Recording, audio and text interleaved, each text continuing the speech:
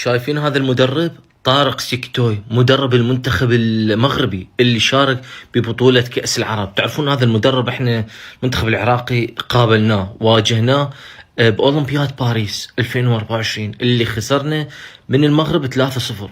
كان المنتخب المغربي على طاقة ومستوى عالي، منتخب خارق، كان من الممكن انه يعني ينهي المباراة اكثر من هاي النتيجة، ولكن كانوا شوية عندهم رحمة. البارحة بعض لاعبين المنتخب الأردني بعد خسارتهم بطولة كأس العرب صراحة تصرف كان مخجل وسلوك مو حلو بدر من اللاعبين. انه مدرب طارق سيكتوي رغم انه يفايز ومنتصر واخذ البطولة، ولكن كان متواضع. لاعبين المنتخب الأردني بعضهم ما ردوا السلام عليه ولا اعتبروا له اعتبار، ولا كان تصرف غير لائق وما بي اي تقدير. تعرفون هذا المدرب يعني ثروة للمنتخبات العربية وللجمهور العربي. هذا المدرب أكثر مدرب متواضع، هذا المدرب خسر منتخبات كبيرة، منتخبات عالمية، وما حد يتصرف وياه التصرف. هذا المدرب يستحق كل الاحترام من الجمهور العربي، لأن قدم فريق من أسماء مو من الصف الأول، ولكن ما كان اكو اختلاف بأدائهم من أداء المنتخب الأول المغربي. فشكرا طارق سيكتوي، مدرب ولا أروع. لاعبين الأردن بهاللقطة بشكل غريب جدا رفضوا مصافحة المدرب المغربي، وبالرغم أن المدرب المغربي حاول لفت انتباه اللاعب الأردني بلمسه على كتفه، إلا أنه البعض حاول يبرر تصرف اللاعب الأردني وقال يمكن يكون حزين أو يمكن تركيزه كله بالمنصة اللي كان متواجد عليها أمير قطر وولي العهد الأردني. بس اللقطة واضحة والصورة واضحة، وأكيد هالتصرف اللي صار تصرف فردي، لأنه بعدها مباشرة علي علوان ظهر بلقطة جدا جميلة ومميزة وهو حاضن المدرب المغربي بكل روح رياضية.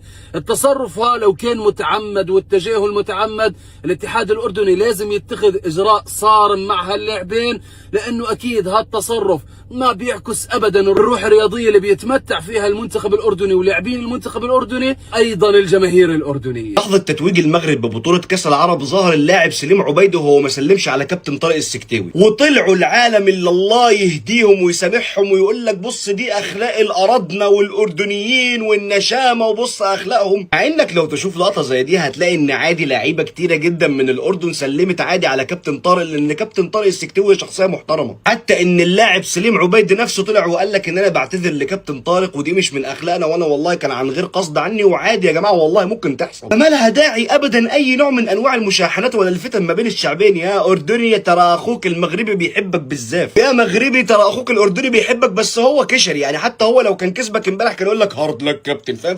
دي طبيعته، هو كده كشري بس يعني. والله صدقني طيب وبيحبك. انت يا مغربي وانت يا اردني ما تنساش تعملوا له فولو. والله شفقت على مدرب المنتخب المغربي شو بمد ايده واللاعبين، ولاعيبه الاردن شكلهم زعلانين ما رضوا يسلموا عليهم. هون انا متاكد انه الجماهير الاردنيه مش رح ترضى باللقطه هاي، لانه لازم يكون بين المنتخبات العربيه روح رياضيه اكبر من هيك. مش حلوه والله.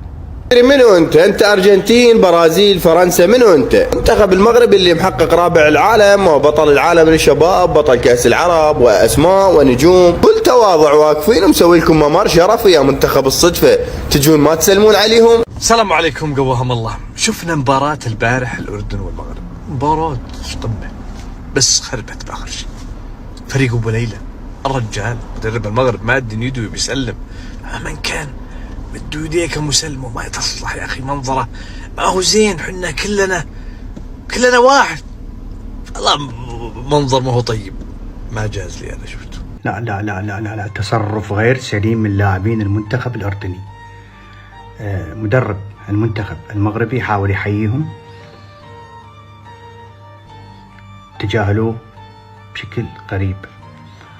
مو هاي أخلاقنا ولا هاي أخلاقكم يا أهل الأردن، نعرفكم شنو. بعدين يزيد أبو ليلى بالمباراة الماضية هو اللي انتقد الكبرياء وانتقد سالم الدوسري ويقول ما سلم علينا زين. لا لا لا مو صحيح. أنت خسرت، بس خسرت مرفوع الرأس، خسرت بشرف. هذا التصرف غير مقبول. لقطة مستفزة يا جماعة، عدم مصافحة لاعبي الأردن للمدرب المغربي بعد المباراة لقطة مش حلوة أبدا حق لاعبي الأردن. المدرب المغربي بس كان حابب يحيي لاعبي الأردن بعد المباراة، كرة القدم يا جماعة هي احترام متبادل، هي تقبل الخسارة. امبارح مرة خلاص النهائي بين الأردن والمنتخب المغربي شفنا هذه اللقطة اللي دارها لاعبين المنتخب الأردني للسكتيوي كان راح يخمس معاهم وما حبوش يخمسوا معاه. اوكي، على بالنا انه في النهائيات الخسارة تكون صعيبة ودائما الفرق ما تقبلش خسارتها في النهائيات، خصوصا النهائيات اللي تلعب فيها مباراة كبيرة. لكن انا نشوف انه انت لاعب في منتخب وتلعب في بطولة كبيرة لازم تكون لاعب محترف. اللاعب المحترف واللي يكون شارك في بزاف بطولات وربما يكون خسر بزاف بطولات يعرف انه هذه البطولة ماشي نهاية العالم، وانه لما مدرب الخصم يعطي لك يده تخمس معاه عادي، لانه هذا ما راحش يقلل منك ولا من منتخبك ولا من شخصيتك، وانه تتقبل خساره كما هي كما اي خساره اخرى. التصرف هذا صراحه انا ما عجبنيش، لانه كما كيصرى للسكتيوي كان قادر يصرى لاي مدرب تاع منتخب اخر.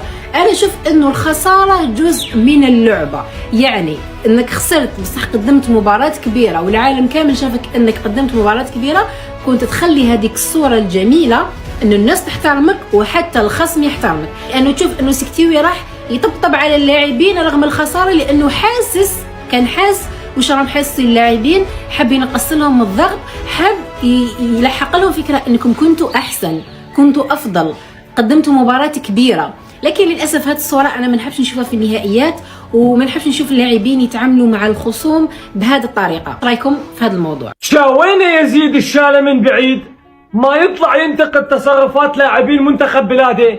قبل يومين طلع انتقد سالم الدوسري وقال سالم سلم علينا بتكبر، وهو كذاب قسم بالله العظيم. سالم سلم عليهم حال اللاعبين.